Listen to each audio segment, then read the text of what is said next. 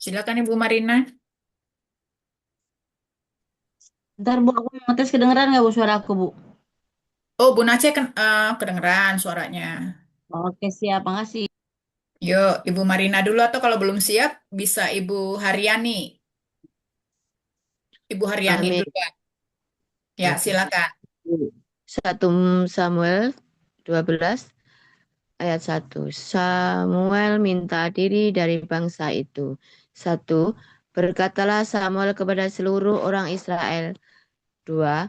Telah kudengarkan segala permintaanmu yang kamu sampaikan kepadaku, dan seorang raja telah kuangkat atasmu. 3. Maka sekarang raja itulah yang menjadi pemimpinmu. Tetapi aku ini telah menjadi tua dan beruban, dan bukanlah anak-anakku laki-laki ada di antara kamu. Akulah yang menjadi pemimpinmu dari sejak mudaku sampai hari ini. 3. Di sini aku berdiri. Berikanlah kesaksian menentang aku di hadapan Tuhan dan di hadapan orang yang diurapinya. Lembu siapakah yang telah kuambil? Keledai ke siapakah yang telah kuambil? Siapakah yang telah kuperas? Siapakah yang telah kuperlakukan dengan kekerasan? Dari tangan siapakah telah kuterima sosok sehingga aku harus tutup mata? Aku akan mengembalikannya kepadamu. 4. Jawab mereka. Engkau tidak memeras kami dan engkau tidak memperlakukan kami dengan kekerasan dan engkau tidak menerima apa-apa dari tangan siapapun. 5. Lalu berkatalah ia kepada mereka, Tuhan menjadi saksi kepada kamu, dan orang yang diurapinya pun menjadi saksi pada hari ini, bahwa kamu tidak mendapat apa-apa dalam tanganku. Jawab mereka, dia menjadi saksi. Amin.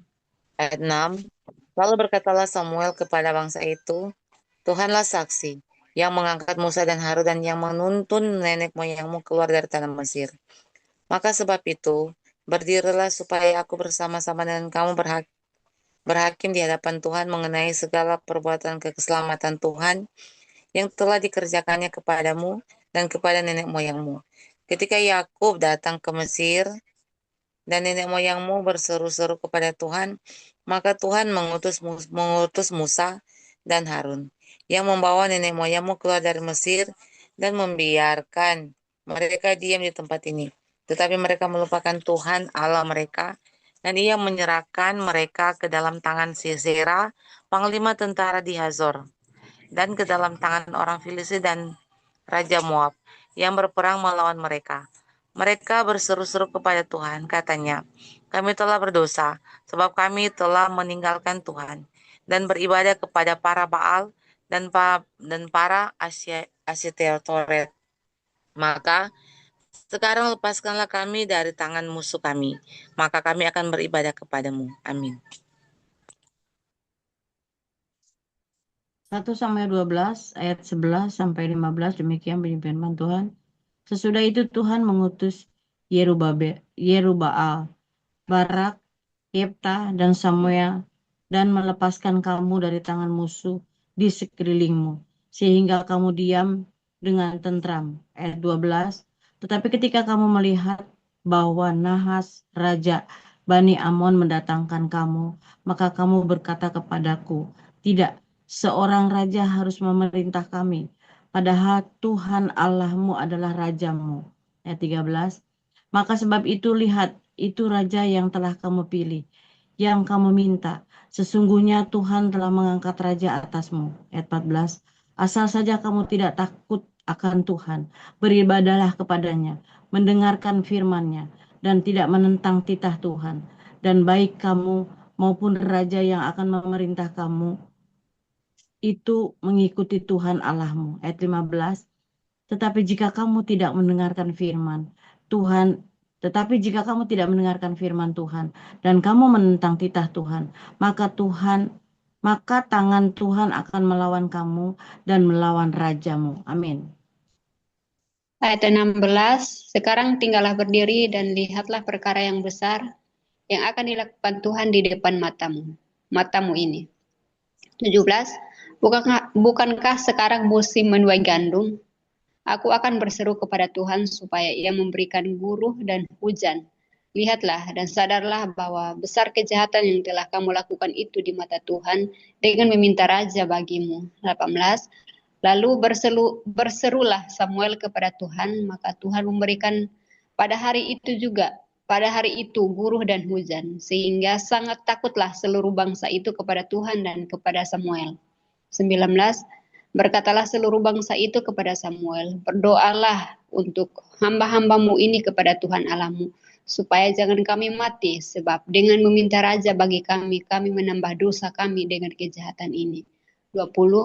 Dan berkatalah Samuel kepada bangsa itu, janganlah takut, memang kamu telah melakukan segala kejahatan ini, tetapi janganlah berhenti mengikuti Tuhan, melainkan beribadahlah kepada Tuhan dengan segenap hatimu. Amin. 21. Janganlah menyimpang untuk mengejar dewa kesia-siaan yang tidak berguna dan tidak dapat menolong, karena semuanya itu adalah kesia-siaan belaka. 22. Sebab Tuhan tidak akan membuang umatnya, sebab namanya yang besar. Bukankah Tuhan telah berkenan untuk membuat kamu menjadi umatnya? 23. Mengenai aku, jauhlah daripadaku untuk berdosa kepada Tuhan dengan berhenti mendoakan kamu. Aku akan mengajarkan kepadamu jalan yang baik dan lurus. 25.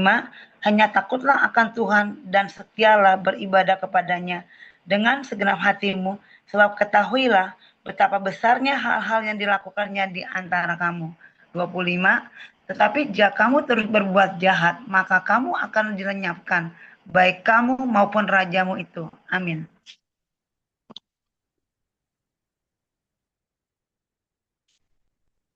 Di-unmute Bu Ati. Bu Ati, di-unmute ya. Maaf. 1 Samuel 13 ayat 1 sampai 5. Ketidaktaatan Saul waktu orang Filistin datang menyerang. Saul berumur sekian tahun ketika ia menjadi raja. 2 tahun ia memerintah atas Israel. Ayat 2. Saul memiliki 3.000 orang dari antara orang Israel. 2.000 orang ada bersama-sama dengan Saul di Mikmas dan di pegunungan Betel. Sedang 1.000 orang ada bersama-sama dengan Yonatan di Gibea Benyamin. Tetapi selebihnya dari rakyat itu disuruhnya pulang, masing-masing ke kemahnya. Ayat 3. Yonatan memukul kalah pasukan pendudukan orang Filistin yang ada di Geban. Dan hal itu terdengar oleh orang Filistin. Karena itu Saul menyuruh meniup sangkakala di seluruh negeri. Sebab pikirnya, biarlah orang Ibrani mendengarnya. Ayat 4. Demikianlah seluruh orang Israel mendengar kabar bahwa Saul telah memukul kalah pasukan pendudukan orang Filistin, dan dengan demikian orang Israel dibenci oleh orang Filistin. Kemudian dikerahkanlah rakyat itu untuk mengikuti Saul ke Gilgal. Ayat 5. Adapun orang Filistin telah berkumpul untuk berperang melawan orang Israel dengan 3.000 kereta, 6.000 orang pasukan berkuda, dan pasukan berjalan kaki sebanyak pasir di tepi laut. Mereka bergerak maju dan berkemah di Mikmas di sebelah timur Bet Awen. Amin. Amin. Ayat 6. Ketika dilihat orang-orang Israel bahwa mereka terjepit, sebab rakyat memang terdesak, maka larilah rakyat bersembunyi di gua, Keluk Batu, Bukit Batu, Liang Batu, dan Perigi. 7. Ayat 7. Maka ada orang Ibrani yang menyeberangi arungan sungai Yordan menuju tanah Gad dan Gilead, sedang Saul masih di Gilgal, dan seluruh rakyat mengikutinya dengan gemetar. Ayat 8. Ia menunggu 7 hari lamanya sampai waktu yang ditentukan Samuel. Tetapi ketika Samuel tidak datang di Gilgal, mulailah rakyat itu berserak-serak meninggalkan dia. Ayat 9.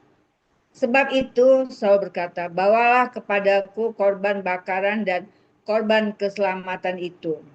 Lalu ia mempersembahkan korban bakaran. Ayat 10. Baru saja ia habis mempersembahkan korban bakaran, maka tampaklah Samuel datang. Saul pergi menyongsongnya untuk memberi salam kepadanya. Amin. Ayat 11. Tetapi kata Samuel, apa yang telah kau perbuat? Jawab Saul, karena aku melihat rakyat itu berserak-serak meninggalkan aku, dan engkau tidak datang pada waktu yang telah ditentukan, padahal orang Filistin telah berkumpul di Mikmas. 12. Maka pikirku, sebentar lagi orang Filistin akan menyerang aku di Gilgal, padahal aku belum memohonkan belas kasihan Tuhan.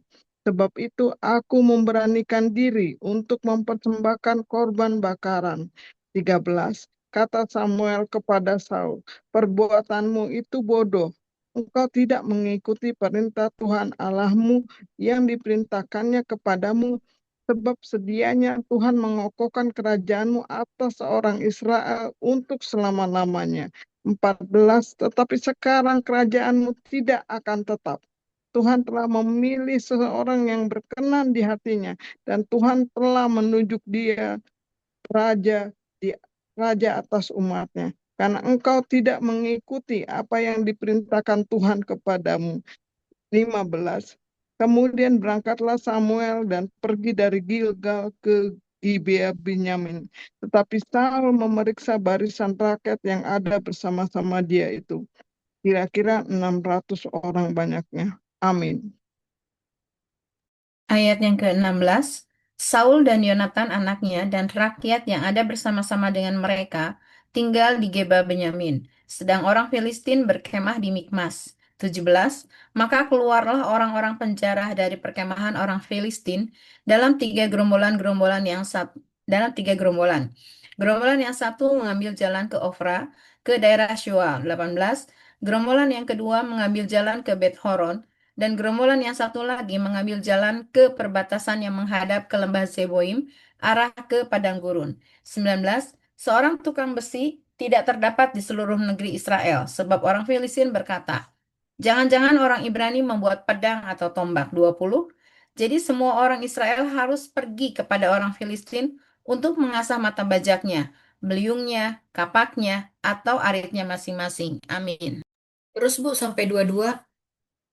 Oh, oke. 21. Adapun bayarannya ialah 2/3 sikal untuk mata bajak dan beliung, dan 1/3 sikal untuk mengasah kapak dan untuk memasang kusa.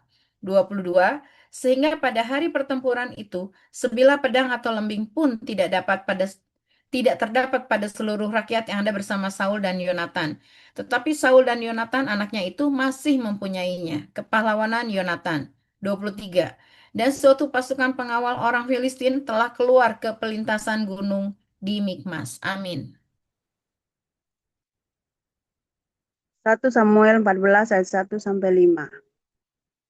Pada suatu hari Yonatan bin Saul berkata kepada bujang pembawa senjatanya, mari kita menyeberang ke dekat pasukan pengawal orang Filistin yang di sebelah sana. Tetapi tidak diberitahukannya hal itu kepada ayahnya.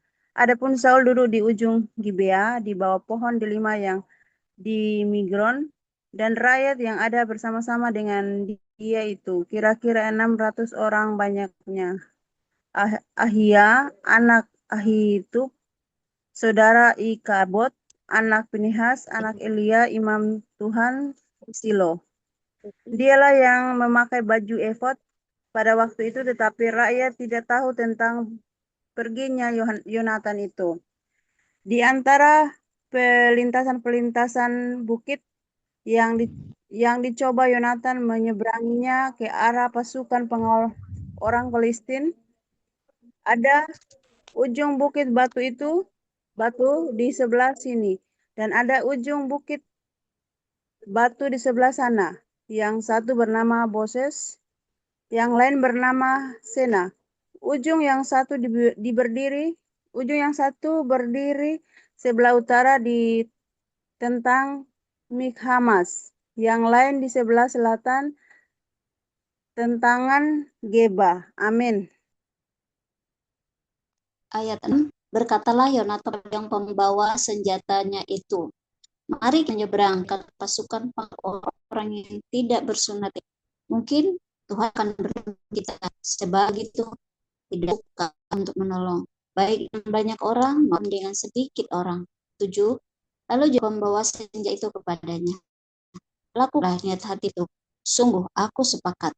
Dalam Nathan, kita menyeberang ke dekat orang itu dan memperlihatkan diri kepada mereka.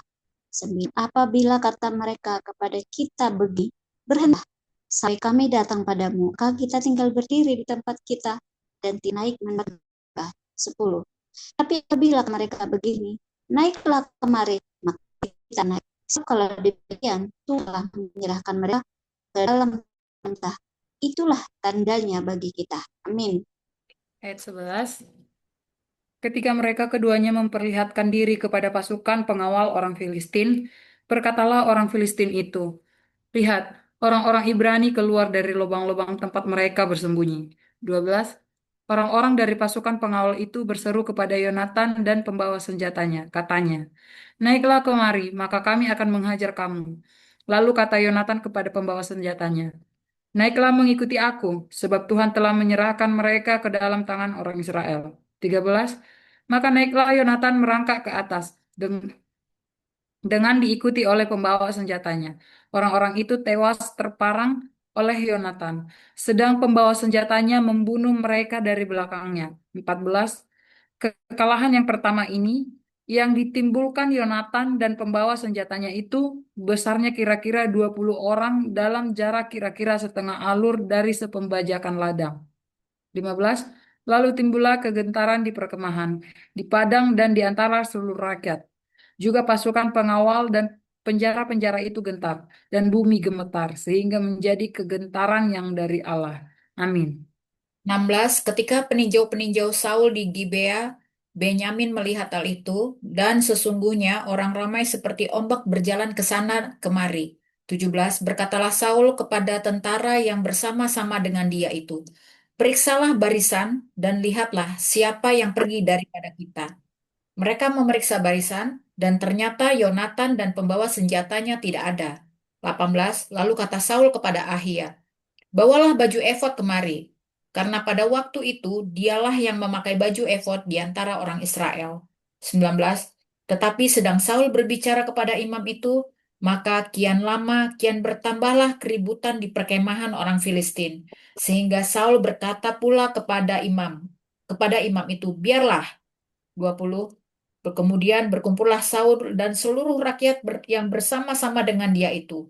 Dan ketika mereka sampai ke tempat pertempuran, tampaklah setiap orang menikam temannya dengan pedang. Suatu huru hara yang sangat besar. Amin. 21. Lagi pula orang-orang Ibrani yang telah lama tinggal pada orang Filistin dan yang telah ikut maju dalam tentara mereka juga berbalik untuk bergabung dengan orang-orang Israel yang ada bersama-sama dengan Saul dan Yonatan. 22. Bahkan ketika semua orang Israel yang telah bersembunyi di pegunungan Efraim mendengar bahwa orang Filistin telah lari, orang-orang itu pun bergabung dengan mereka dalam pertempuran. Demikianlah Tuhan menyelamatkan orang Israel pada hari itu. Pertempuran itu meluas sampai lewat Bet Awen. Yonatan dibebaskan dari kutuk. 24. Ketika orang-orang Israel berterdesak pada hari itu, Saul menyuruh rakyat mengucapkan kutuk, katanya, terkutuklah orang yang memakan sesuatu sebelum matahari terbenam dan sebelum aku membalas dendam terhadap musuhku. Sebab itu tidak ada seorang pun dari rakyat yang memakan sesuatu. 25. Dan seluruh orang itu sampailah ke suatu hutan dan di sana ada madu di tanah. Amin. 26. Ketika rakyat sampai ke hutan itu, takbalah ada di sana madu meleleh, tetapi tidak ada seorang pun yang mencedoknya ke mulutnya dan tangannya, sebab rakyat takut kepada sumpah itu. 27. Tetapi Yonatan tidak mendengar bahwa ayahnya telah menyuruh rakyat bersumpah. Ia mengulurkan tongkat yang ada di tangannya dan mencelupkannya ke ujungnya ke dalam sarang madu. Kemudian ia mencedoknya ke mulutnya dengan tangan, lalu matanya menjadi terang lagi. 28. Dan dari rakyat berbicara, katanya, ayahmu telah menyuruh rakyat bersumpah dengan bersungguh-sungguh. Katanya, terkutuklah orang yang memakan sesuatu pada hari ini. Sebab itu rakyat lebih letih lesu. 29. Lalu kata Yonatan, ayahku mencelakakan negeri. Coba lihat bagaimana terangnya mataku setelah aku merasai sedikit dari madu ini. 30. Apalagi jika sekiranya rakyat pada hari ini boleh makan dengan bebas dari jarahan musuhnya yang telah didapatnya, tetapi sekarang tidaklah besar kekalahan di antara orang Filistin. Amin. Ayat 31. Dan pada hari itu mereka memukul kalah orang Filistin dari Makhamas sampai ke Ayalon. Rakyat sudah sangat letih lesu. Ayat 32. Sebab itu rakyat menyamar jarahan mereka, mengambil kambing, domba, lembu, dan anak lembu, menyembelihnya begitu saja di atas tanah dan memakannya dengan darahnya. Ayat 33. Lalu diberitahukanlah kepada Saul demikian, lihat, rakyat berdosa terhadap Tuhan dengan memakannya dengan darahnya. Dan ia berkata, kamu berbuat khianat. Gulingkanlah sekarang juga sebuah batu besar kemari. Ayat 34. Kata Saul pula, berserak-seraklah di antara rakyat dan katakanlah kepada mereka, setiap orang harus membawa lembunya atau dombanya kepadaku. Sembelihlah di sini, maka kamu boleh memakannya, tetapi janganlah berdosa terhadap Tuhan dengan makanannya, dengan darahnya. Lalu setiap orang dari seluruh rakyat membawa serta pada malam itu lembunya, dan mereka menyembelihnya di sana. Ayat 35. Saul mendirikan mezbah bagi Tuhan. Inilah mezbah yang mula-mula sekali didirikannya bagi Tuhan. Amin. 36 lagi kata Saul, marilah kita pada malam ini mengejar orang Filistin dan menjerahi mereka sampai fajar menyingsing, dan janganlah kita biarkan hidup seorang pun dari mereka. Jawab mereka itu, perbuatlah apa yang kau pandang baik. Tetapi imam berkata, marilah kita dahulu tampil menghadap Allah di sini. 37. Saul bertanya kepada Allah, bolehkah aku mengejar orang Filistin itu? Akan kau serahkan mereka ke dalam tangan orang Israel? Tetapi pada hari itu ia tidak menjawab Saul. 38. Lalu kata Saul, datanglah kemari, kamu segala pemuka rakyat, berusahalah mengetahui apa sebab dosa ini terjadi pada hari ini. 39. Sebab demi Tuhan yang hidup, yang menyelamatkan orang Israel, sekalipun itu disebabkan oleh Yonatan anakku, maka ia pasti akan mati. Tetapi seorang pun dari seluruh rakyat tidak ada yang menjawabnya. 40. Kemudian berkatalah ia kepada seluruh orang Israel, kamu berdiri di sebelah yang satu, dan aku serta anakku Yonatan akan berdiri di sebelah yang lain. Lalu jawab rakyat kepada Saul, berbuatlah apa yang kau pandang baik. Amin. 41. Lalu berkatalah Saul, ya Tuhan Allah Israel, mengapa engkau tidak menjawab hambamu pada hari ini? Jika kesalahan itu ada padaku atau pada anakku Yonatan, ya Tuhan Elohim Israel, tunjukkanlah kiranya Urim. Tetapi jika kesalahan itu ada pada umatmu Israel, tunjukkanlah Tumim. Lalu didapati Yonatan dan Saul, tapi rakyat itu terluput. 42. Kata Saul, buanglah undi antara aku dan anakku Yonatan, lalu didapati Yonatan. Ayat 43. Kata Saul kepada Yonatan, beritahukanlah kepadaku apa yang telah kau perbuat. Lalu Yonatan memberitahukan kepadanya, katanya, memang aku telah merasai sedikit madu dengan ujung tongkat yang ada di tanganku. Aku bersedia untuk mati. Ayat 44. Kata Saul, beginilah kiranya Elohim menghukum aku, bahkan lebih lagi daripada itu, sesungguhnya Yonatan engkau harus mati. Ayat 45. Tapi rakyat berkatalah kepada Saul, masakan Yonatan harus mati? Dia yang telah mendapat kemenangan yang besar ini di Israel. Jauhlah yang demikian, demi Tuhan yang hidup, sehelai rambut pun dari kepalanya tak akan jatuh ke bumi. Sebab dengan pertolongan Elohim juga dilakukannya hal itu pada hari ini. Demikianlah rakyat membebaskan Yonatan, sehingga ia tidak harus mati. Maka pulanglah Saul setelah mengejar orang Filistin, dan orang Filistin itu pun kembali ke tempat kediamannya. Amin. Catatan tentang musuh-musuh dan keluarga Saul, ayat 47. Setelah Saul mendapat jabatan raja atas Israel, maka berperanglah ia ke segala penjuru melawan segala musuhnya, melawan Moab, Bani Amon, Edom, raja negeri Zoba, dan orang Filistin. Dan kemanapun ia pergi, ia selalu mendapat kemenangan. Ayat 48. Ia melakukan perbuatan-perbuatan yang gagah perkasa, memukul kalah orang Amalek, dan melepaskan Israel dari tangan orang-orang yang merampasi mereka. Ayat 49. Anak-anak lelaki Saul ialah Yonatan, Yesui, dan Malkisua.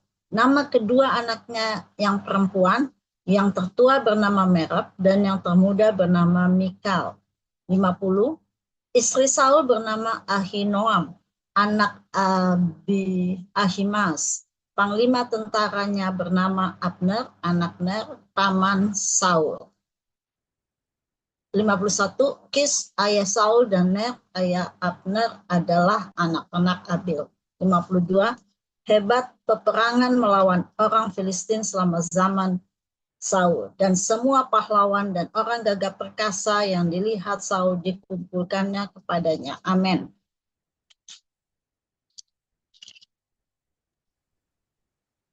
Silakan lagi Bu Pita, lanjut ke 2 Korintus 5. Di-unmute Bu Pita. Bu Pita di-unmute. Masih mute ya. Tunggu, 2 Korintus, sorry. Nggak ketemu ya? 2 Bentar ya, Bu Korintus ya. 5. 2 Korintus 5. 2 maaf ya. 2 Korintus 5 ayat 1. Karena kami tahu bahwa jika kemah tempat kediaman kita di bumi ini dibongkar, Allah telah menyediakan suatu tempat kediaman di surga bagi kita. Suatu tempat kediaman yang kekal, yang tidak dibuat oleh tangan manusia. Ayat 2. Selama kita di dalam kemah ini, kita mengeluh karena kita rindu mengenakan tempat kediaman sorgawi di atas tempat kediaman kita yang sekarang ini. Ayat 3. Sebab dengan demikian kita berpakaian dan tidak kedapatan telanjang. Ayat 4. Sebab selama masih diam di dalam kemah ini, kita mengeluh oleh beratnya tekanan. Karena kita mau mengenakan pakaian yang baru itu tanpa menanggalkan yang lama, supaya yang fana itu ditelan oleh hidup. Ayat 5, tetapi Allah lah yang justru mempersiapkan kita untuk hal itu dan yang mengaruniakan roh kepada kita sebagai jaminan segala sesuatu yang telah disediakan bagi kita. Amin. Ayat 6, maka oleh karena itu hati kami senantiasa tabah, meskipun kami sadar bahwa selama kami mendiami tubuh ini, kami masih jauh dari Tuhan. 7, sebab hidup kami ini adalah hidup karena percaya, bukan karena melihat. 8, tetapi hati kami tabah, dan terlebih suka kami beralih dari tubuh ini untuk menetap pada Tuhan. 9, sebab itu juga kami berusaha, baik kami diam di dalam tubuh ini maupun kami diam di luarnya, supaya kami berkenan kepadanya. 10, sebab kita semua harus menghadap tahta pengadilan Kristus, supaya setiap orang memperoleh apa yang patut diterimanya sesuai dengan yang dilakukannya dalam hidupnya ini, baik ataupun jahat. Amin. Pelayanan untuk pendamaian, ayat yang ke-11. Kamu tahu apa artinya takut akan Tuhan? Karena itu kami berusaha meyakinkan orang. Bagi Allah, hati kami nyata dengan terang, dan aku harap hati kami nyata juga demikian bagi pertimbangan kamu. 12. Dengan ini kami tidak berusaha memuji-muji diri kami sekali lagi kepada kamu, tetapi kami mau memberi kesempatan kepada kamu untuk memenggahkan kami, supaya kamu dapat menghadapi orang-orang yang bermegah karena hal-hal lahiriah dan bukan batiniah. 13. Sebab jika kami tidak menguasai diri, hal itu adalah dalam pelayanan Allah. Dan jika kami menguasai diri, hal itu adalah untuk kepentingan kamu. 14. Sebab kasih Kristus yang menguasai kami, karena kami telah mengerti bahwa jika satu orang sudah mati untuk semua orang, maka mereka semua sudah mati. 15. Dan Kristus telah mati untuk semua orang, supaya mereka yang hidup tidak lagi hidup untuk dirinya sendiri, tetapi untuk Dia yang telah mati dan telah dibangkitkan untuk mereka. Amin. Ibu Mensi, Bu, ya. ada Ayat 21 berapa, ya. Bu? Ayat 16, Ibu Mensi. Ayat 2, berapa, Bu? 2 Korintus 5 ayat 16. 2 2 Korintus Korintus, 5 2 Korintus. ayat 16. Ya, 16. Sebab itu kami tidak lagi menilai seorang juga pun menurut ukuran manusia, dan jika kami pernah menilai Kristus menurut ukuran manusia, sekarang kami tidak lagi menilainya demikian. Jadi, siapa yang ada di dalam Kristus, dia adalah ciptaan baru. Yang lama sudah berlalu, sesungguhnya yang baru sudah datang. Dan semuanya itu dari Allah. Dan semuanya ini dari Allah, yang dengan perantara Kristus telah mendamaikan kita dengan dirinya, dan yang telah mempercayakan pelayanan perdamaian itu kepada kami. Sebab Allah mendamaikan dunia dengan dirinya oleh Kristus, dengan tidak memperhitungkan pelanggaran mereka. Ia telah mempercayakan berita perdamaian itu kepada kami. Jadi, kami ini adalah utusan-utusan Kristus. Seakan-akan Allah menasihati kamu dengan perantara kami. Dalam nama Kristus kami meminta kepadamu, berilah dirimu didamaikan dengan Allah. Dia yang tidak mengenal dosa telah dibuatnya menjadi dosa karena kita, supaya dalam Dia kita dibenarkan oleh Allah. Amin. 2 Korintus 6 ayat 1. Paulus dalam pelayanannya. Sebagai teman-temannya, kami menasihatkanmu, kamu jangan membuat menjadi karunia yang telah kamu terima. 2. Sebab Allah berfirman, pada waktu kebenaran aku akan mendengarkan engkau, dan pada hari aku menyelamatkan, aku akan menolong engkau. Sungguhnya waktu ini adalah waktu perkenanan itu. Sesungguhnya hari ini adalah hari penyelamatan itu. 3. Dalam apapun kami tidak memberi supaya pelayanan kami sampai dicela. Sebaliknya, dalam segala hal kami menunjukkan bahwa kami adalah pelayan Allah, yaitu dalam menang dengan penuh sabaran dalam deraan, kesukaran dan kesukaran, yaitu dengan menanggung dera, dalam penjara dan kerusuhan, dalam berjerih payah, dalam berjaga dan berpuasa. Amin. Ayat 6. Dalam kemurnian hati, pengetahuan, kesabaran, dan kemurahan hati, dalam Roh Kudus dan kasih yang tidak munafik. 7. Dalam pemberian kebenaran dan kekuasaan Allah, dengan menggunakan senjata-senjata keadilan untuk menyerang ataupun untuk untuk membela. Maaf. Ketika dihormati dan ketika dihina, ketika diumpat atau ketika dipuji, ketika dianggap sebagai penipu, namun dipercayai. 9. Sebagai orang yang tidak dikenal, namun terkenal. Sebagai orang yang nyaris mati, dan sungguh kami hidup. Sebagai orang yang dihajar, namun tidak mati. 10. Sebagai orang berduka cita, namun senantiasa bersuka cita. Sebagai orang miskin, namun memperkaya banyak orang. Sebagai orang yang tak bermilik, sekalipun kami memiliki segala sesuatu. Amin. Susi mau ikut baca 2 Korintus 6 ayat 11? Di unmute, Bu. Kalau mau ikut baca. Dibuka mic-nya warna merah. Ya, Ya. Ya. Korintus 6 ayat 11. Jangan ada lagi noda kekafiran. 11. Hai orang Korintus, kami telah berbicara terus terang kepada kamu. Hati kami terbuka lebar-lebar bagi kamu. 12. Dan bagi kamu ada tempat yang luas dalam hati kami. Tetapi bagi kami hanya tersedia tempat yang sempit di dalam hati kamu.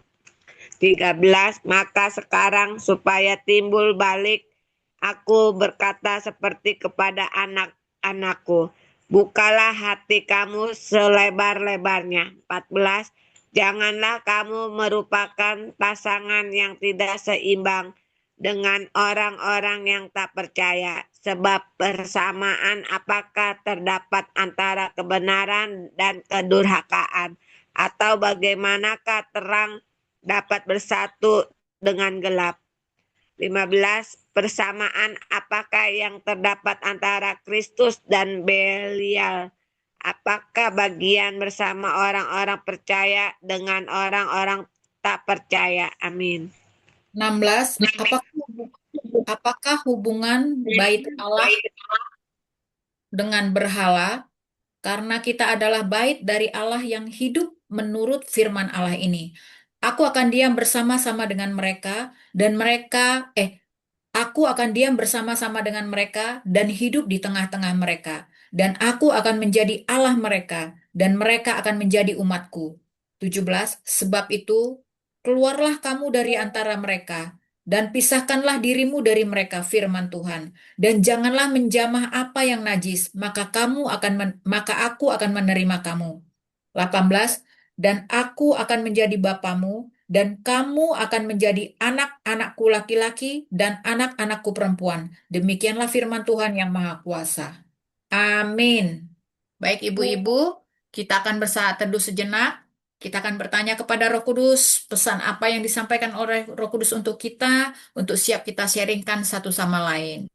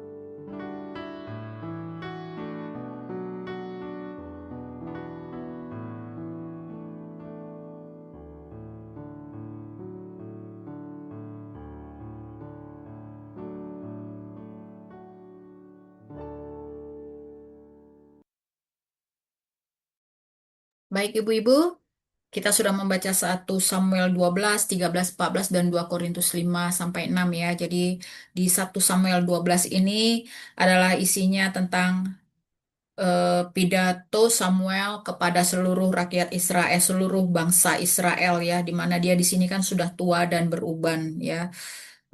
Bagaimana dia menegaskan bahwa selama dia memimpin bangsa Israel, dia sudah berlaku jujur dan dia tidak melakukan penindasan terhadap rakyat ya. Di sini juga dia mengingatkan bagaimana Tuhan itu selalu menolong bangsa Israel sejak nenek moyang. Lalu di sini juga dikatakan poin yang lain, Tuhan menunjukkan tanda lewat hujan dan guru saat musim panen untuk menyadarkan mereka akan dosa. Jadi di 1 Samuel 12 ayat 18 tuh ya, lalu berserulah Samuel kepada Tuhan. Ini luar biasa nih.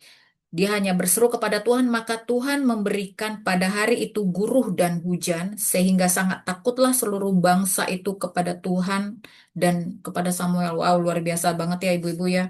Bagaimana roh Allah itu hinggap di dalam diri Samuel, sehingga ketika dia berseru kepada Tuhan, saat itu juga Tuhan memberi guruh dan hujan. Berarti kita bisa lihat bagaimana taatnya seorang Samuel ya, sehingga dia berseru pada Tuhan dan saat itu juga Tuhan memberikan guru dan hujan ya.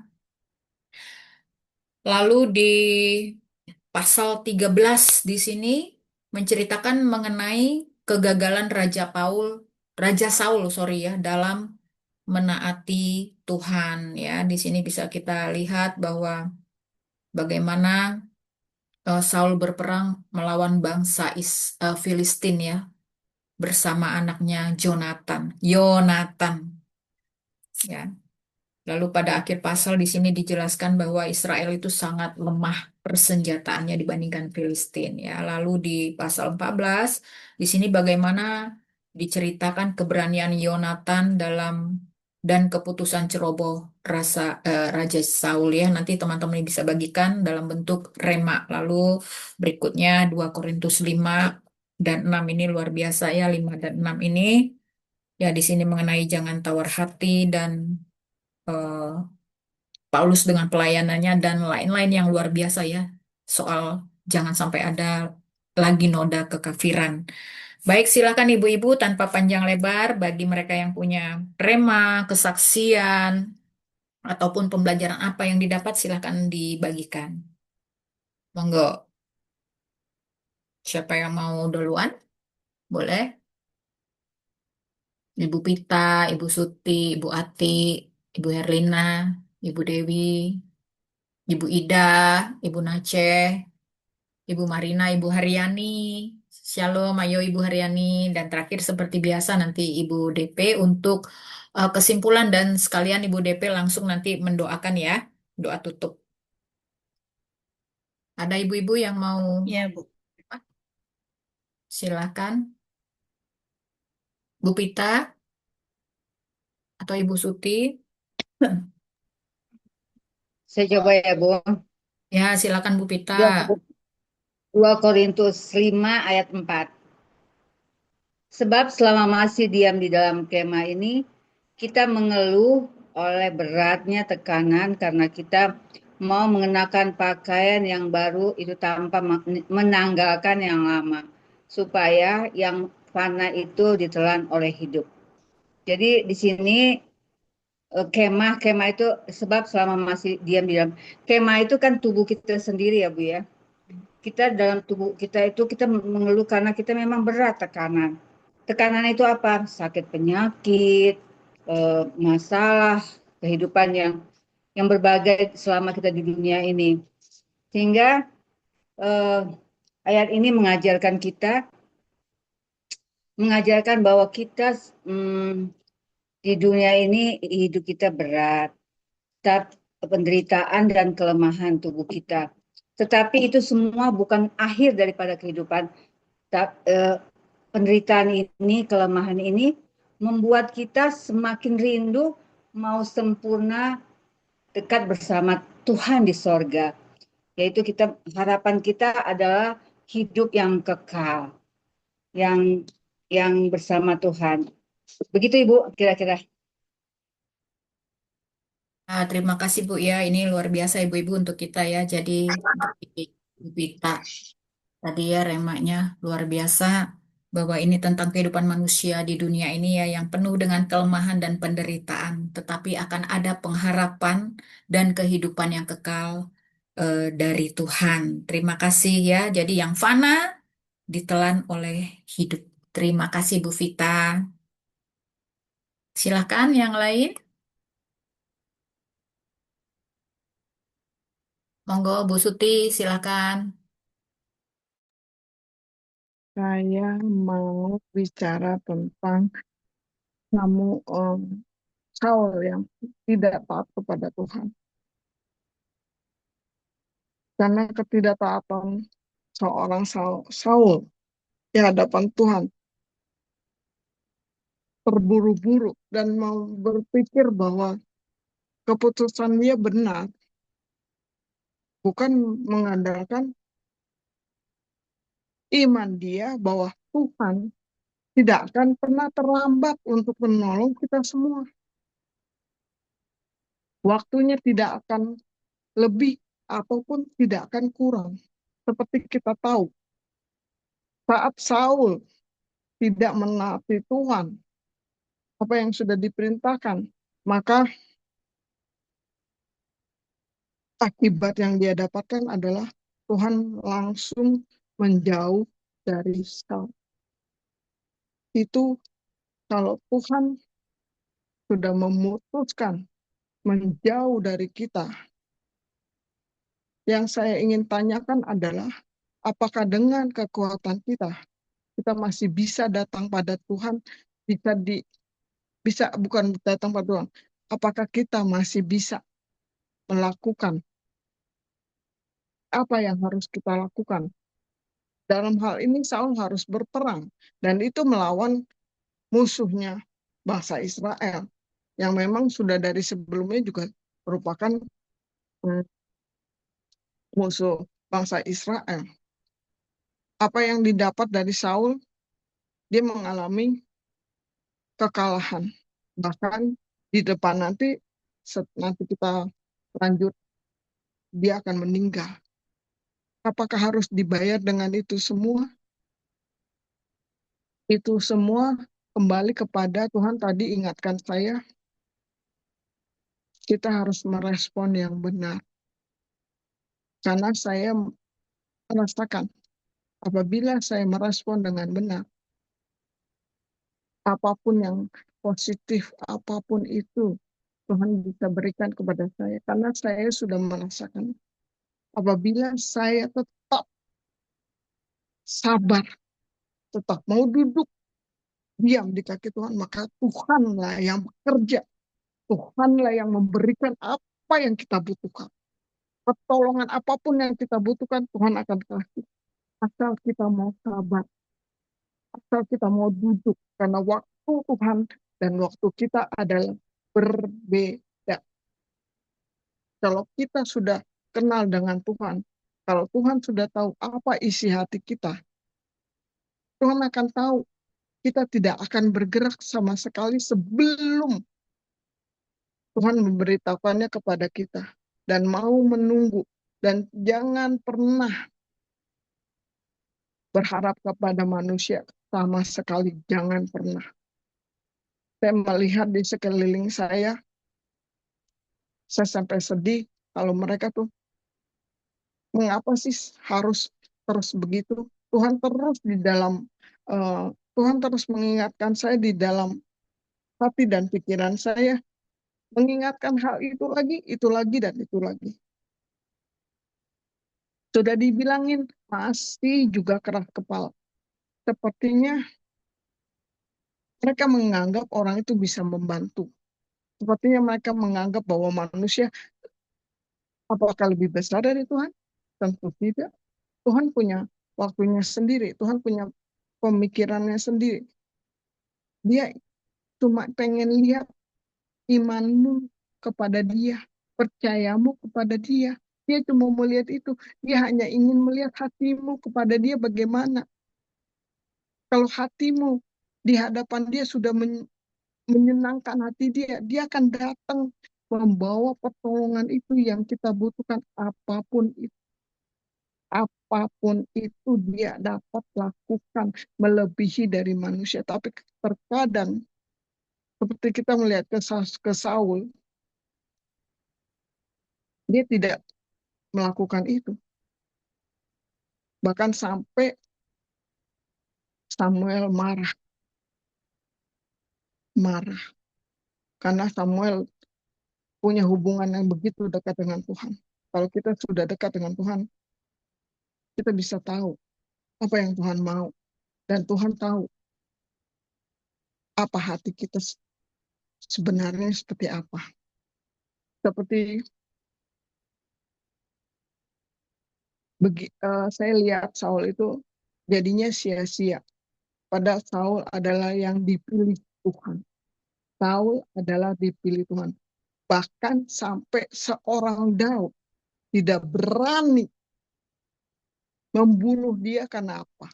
Karena Saul adalah orang raja yang dipilih. Begitu menghormatinya Daud kepada Saul dengan alasan apa? Ya karena Tuhan yang memilih. Karena Daud tahu dan Daud sangat menghormati Tuhan di atas segala-galanya. Meninggikan Tuhan, mengutamakan Tuhan, mengedepankan Tuhan, menghargai Tuhan, tunggu sampai Tuhan bergerak. Seperti itu. Dan ada salah satu kesaksian yang saya sudah ceritakan kepada Ibu Joli waktu kita sebelum libur 1 minggu terakhir kita Korintus ya, yang ayat 20-21, besokan paginya itu kan hari Senin kita bicara baca Alkitab. Hari Selasanya saya lagi doa pagi, saya dikasih lihat sama Tuhan satu Alkitab yang terbuka, dan di bagian atasnya itu ada api setinggi 5 cm. Memang saya tidak bertanya apinya apa, tapi Bu Joli sudah memberikan saya arahan, tuntunan untuk berdoa dan katakan kepada Tuhan apinya apa. Saya cuma mau ngomong sama ibu-ibu, ayo di hari-hari belakangan ini yang bukan hari-hari yang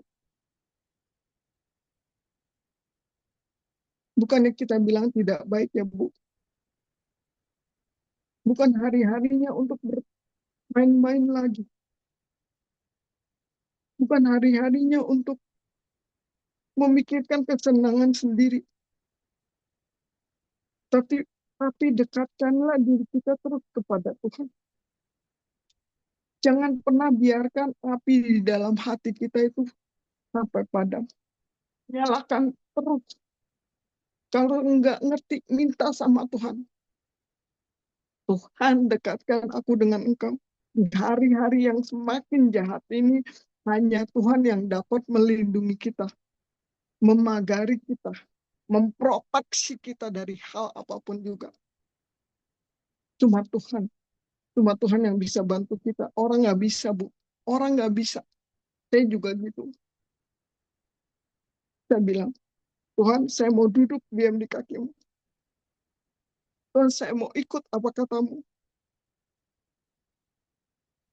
Saya mau setia, patuh, tunduk taat. Dan saya bersyukur, terima kasih. Tuhan mengabulkan doa saya. Saya minta sama Tuhan, sebelum saya mati, saya ingin melihat anak saya itu menjadi anak Engkau. Pakai kami sebagai alat-Mu.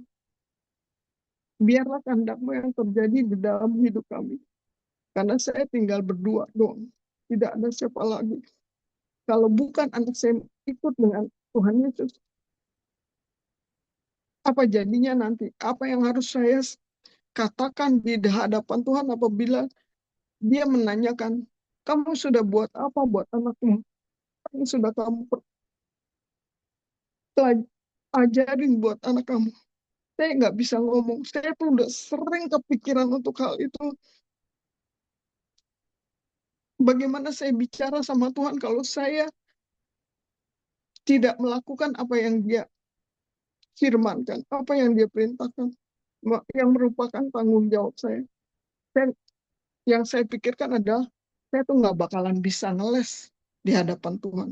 Tuhan tuh punya semua bukti, Dia bisa keluarin semua. Itu terus masuk dalam pikiran saya.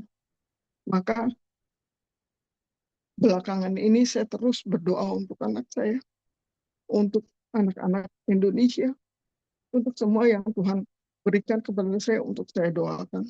Saya cuma pengen patuh, tunduk taat setia pada Tuhan.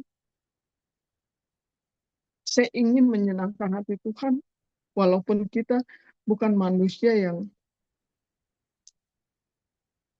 wow gitu, tidak. Kita adalah manusia yang terbaik. Tetapi di dalam Tuhan, Tuhan adalah Tuhan yang tidak terbaik. Saya cuma bilang, teruslah di dalam Tuhan, dan kita jangan kendor di dalam Tuhan. Waktunya itu udah tinggal dikit lagi. Tuhan pernah bilang sama saya, aku tidak akan menunda-nunda kedatangan. Aku tidak akan menunda-nunda. Kita tidak tahu kapan dia datang. Tapi dia katakan, aku tidak akan menunda-nunda kedatanganku. Bersiap ya. Kita sama-sama bersiap untuk menanti kedatangan. Kita sama-sama bersatu. Jangan suka berantem. Jangan. Kita tuh anak sama Tuhan, jangan berantem. Selesaikan dengan baik-baik. Jangan simpen dosa. Jangan simpen dendam. Jangan simpen sakit hati. Karena Tuhan itu melihat hati kita. Semua yang harus kita selesaikan, bilang sama Tuhan, Tuhan saya mau menyelesaikan semua masalah saya, Tuhan. Saya mau bantu Tuhan yang tolong, dan kita percaya waktunya Tuhan adalah yang terbaik. Kalau ada yang jahat, gak usah dibalas. Diam itu bukan berarti kita ngalah atau bagaimana, tapi memang kalau Tuhan suruhnya apa, ikutin. Dengan begitu Tuhan akan melihat hati anak-anaknya, dan Dia akan senang sekali kepada kita. Tadinya saya nggak punya kepikiran untuk mengatakan ini, tiba-tiba itu semua keluar, dan Tuhan itu baik sekali. Tuhan itu baik. Tuhan itu nggak pernah jahat. Karena kitanya aja yang salah ambil keputusan. Sehingga kita jadinya jalannya bertentangan dengan Tuhan. Percaya deh. Tuhan ingin kita yang terbaik. Jangan pernah simpan dendam, jangan. Kita difitnah, diam aja. Karena Tuhan yang akan membela kita. Tuhan tidak akan pernah menjauh dari kita kalau kita punya respon yang benar. Tuhan sangat sayang pada anak-anaknya. Sangat sayang.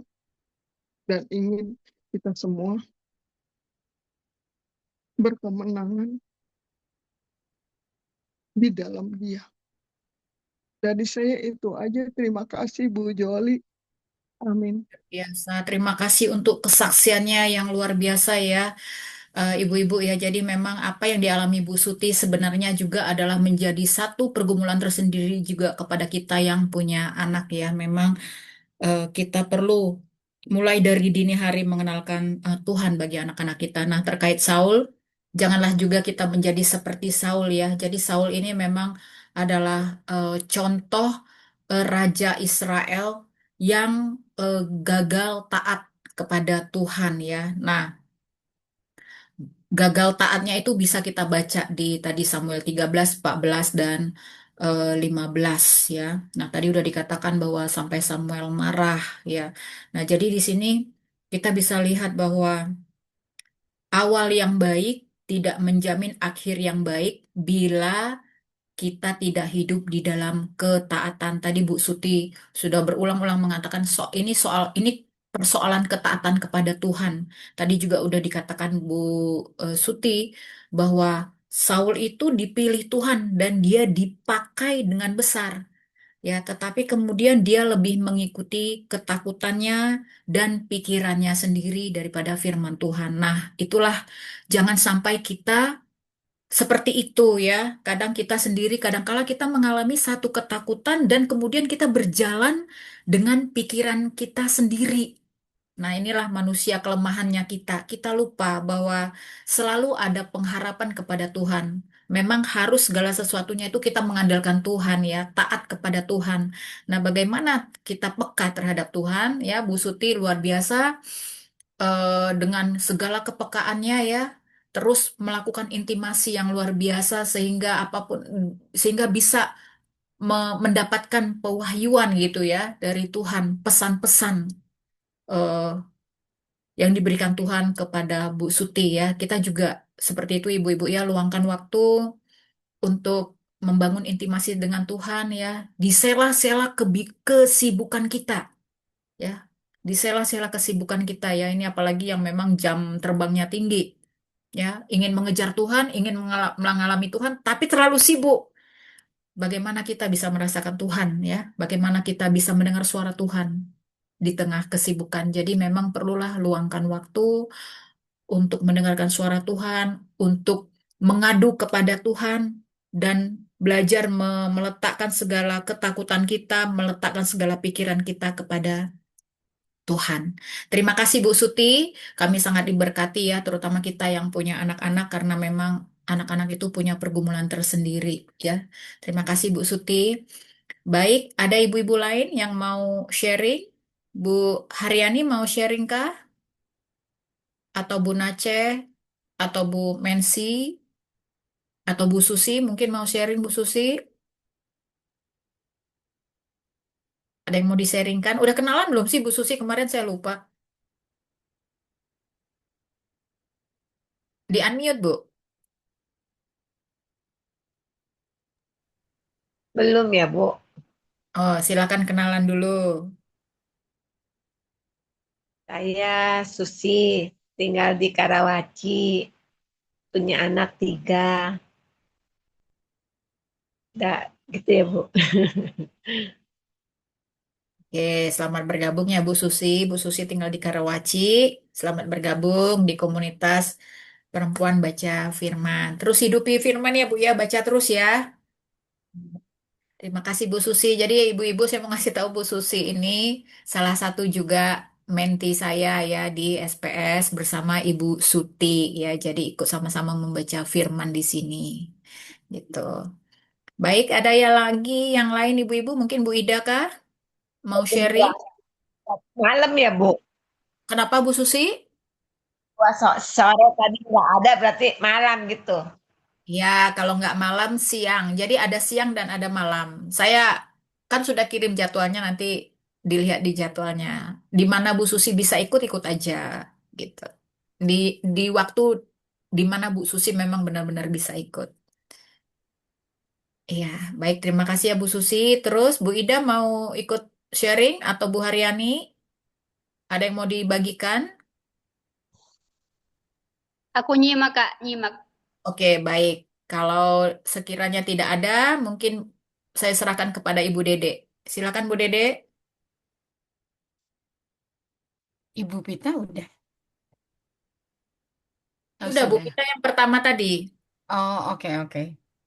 Iya, malam semuanya ibu-ibu. Ini tuh Malam. sebenarnya bacaannya cukup berat sih kalau yang saya lihat. Tapi ya kita sama-sama simak baik-baik bahwa sebenarnya kehidupan itu seperti yang dialami oleh Saul, seperti yang dialami oleh Yonatan, bahkan Paulus sendiri di 2 Korintus itu juga menyebutkan bahwa sebenarnya kita ini masih di dalam bentuk kemah gitu kan. Yang senantiasa kalau misalnya kita mau ngomong sih berat bisan hidup kita tuh berat. Paulus aja ngomong dia mengeluh oleh beratnya tekanan dan dia tuh sebenarnya pengen segera lepas dari kemah itu untuk bisa bersama-sama dengan Allah gitu. Tapi akhirnya Paulus bisa mengakhiri pertandingan, bahkan bukan hanya mengakhiri, dia ada bonus pertandingan dari Tuhan gitu kan.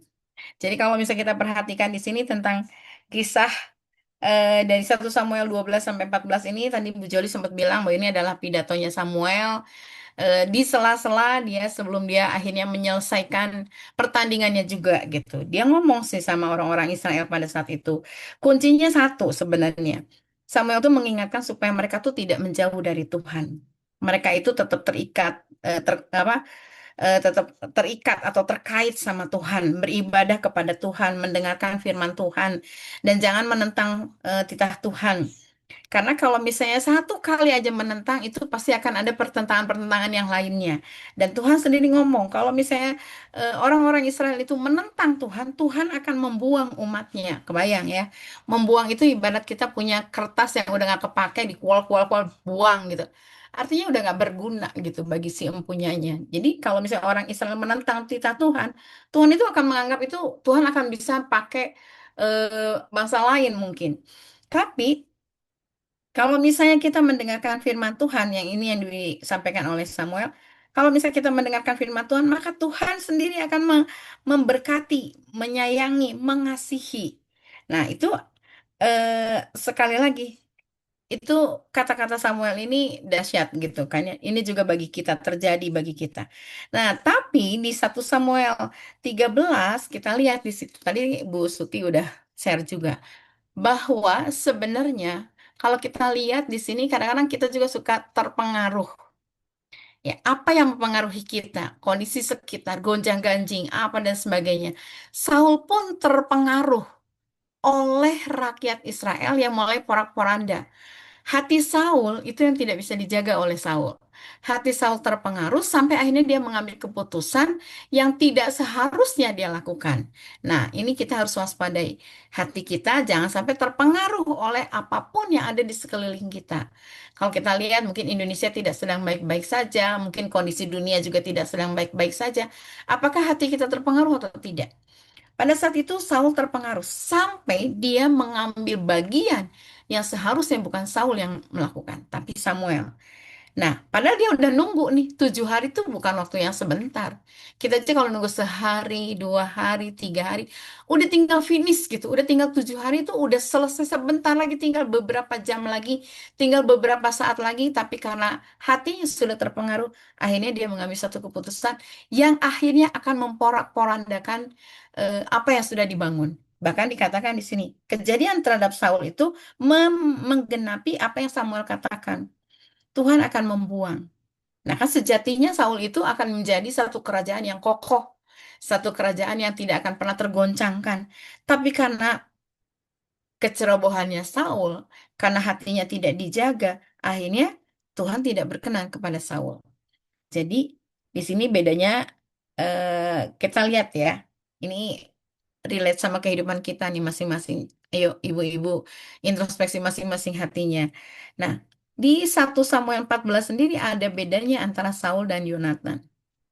Kalau Yonatan, dia menaruhkan kepercayaannya kepada Tuhan. Dia punya keberanian dan dia mengatakan Tuhan tuh bisa menolong baik dengan banyak orang ataupun sedikit orang.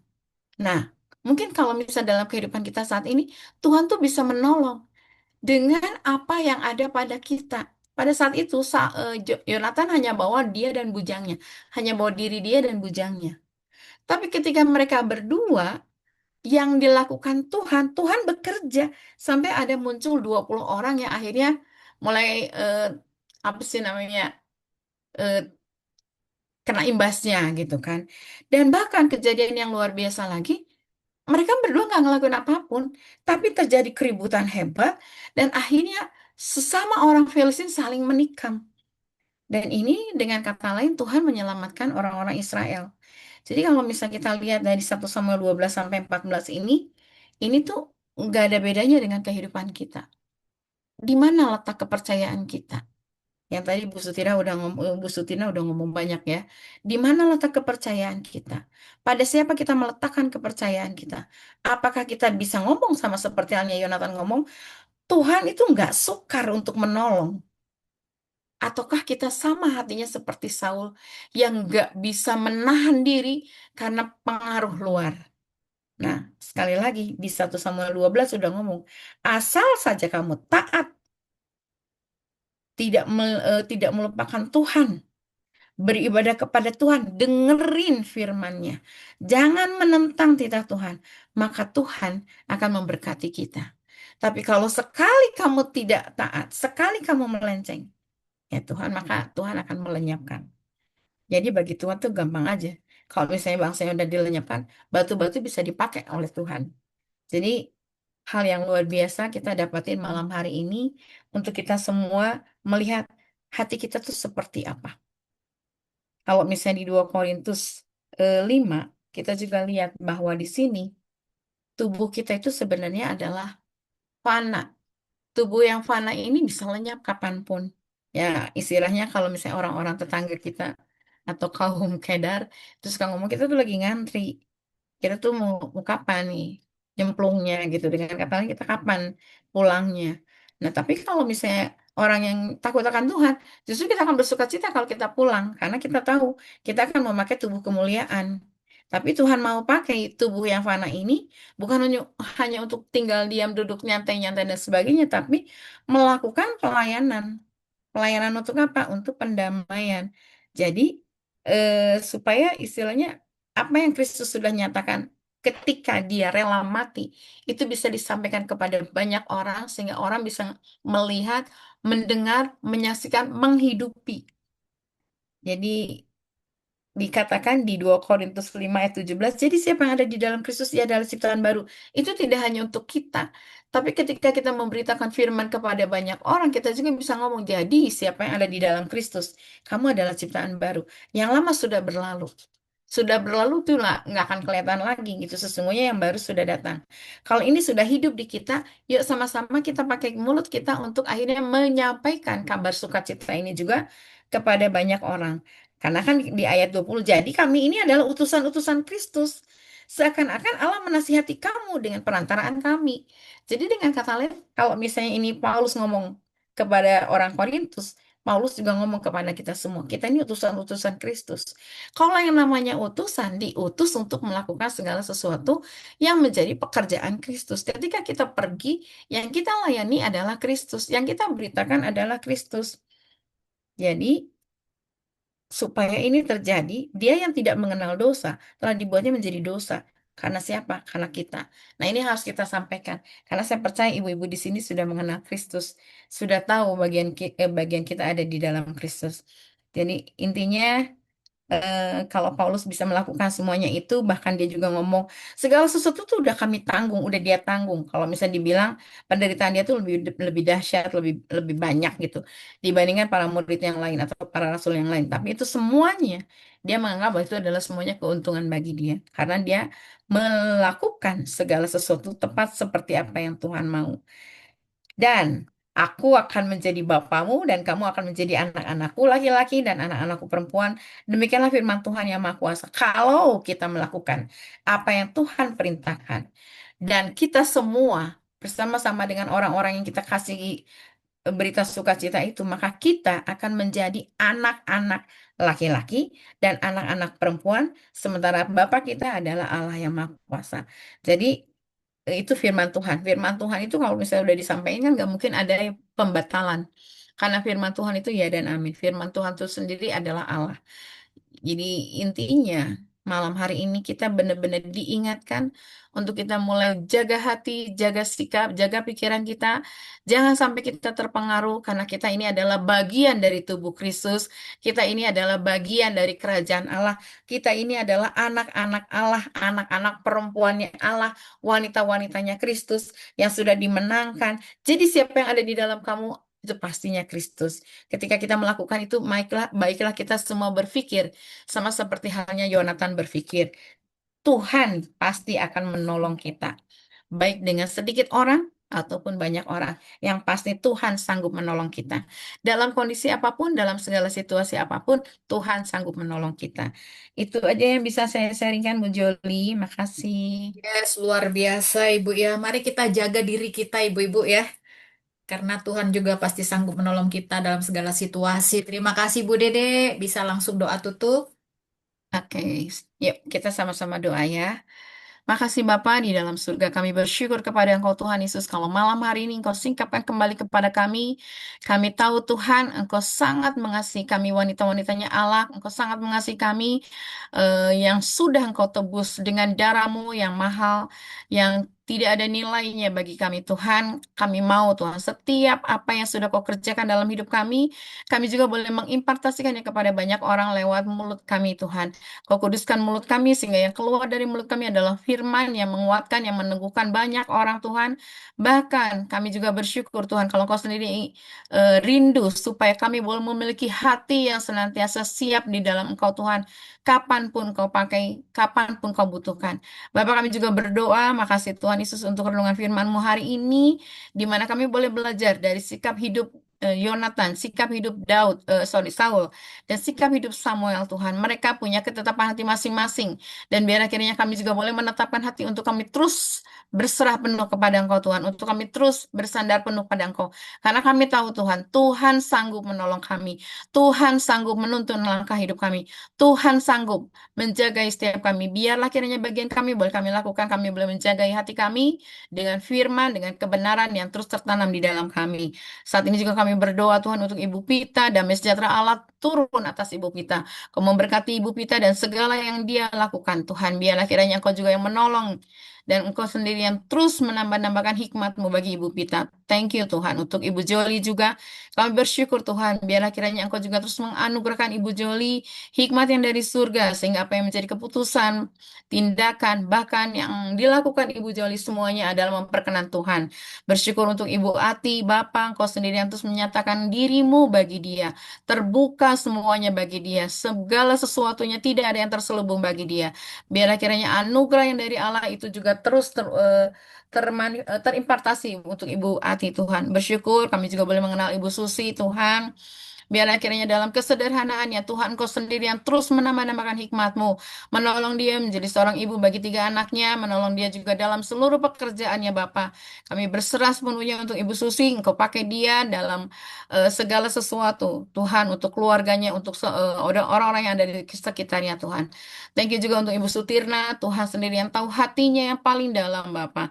Kau balut luka hatinya. Kau sendiri yang pulihkan segala keberadaannya Tuhan. Biarlah kiranya dia terus melekat pada Engkau Tuhan dan mengenal Engkau dalam segala keindahan-Mu Tuhan.